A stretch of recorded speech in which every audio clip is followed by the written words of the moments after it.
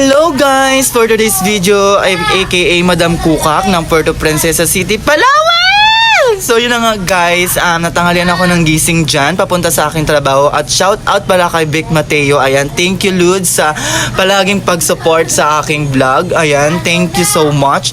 And yun na nga guys, fast forward, nagabiyahe ako dyan papunta sa aking trabaho. At natanghalian ako ng gising. Super natanghalian na talaga guys, something mga 7:30 a.m. Ayan guys, so maulan pa yan dyan guys.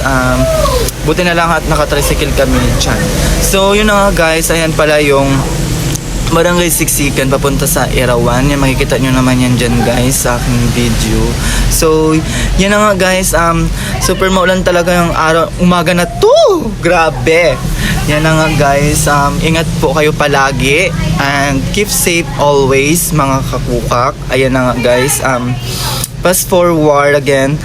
Ayan, patuloy lang ako dyan nagbivid kasi papunta na nga yan sa work. Ayan, so yan po yung Barangay Erawan sa aking tatrabahuan. Makikita nyo, ayan po, Puna Store. Ayan.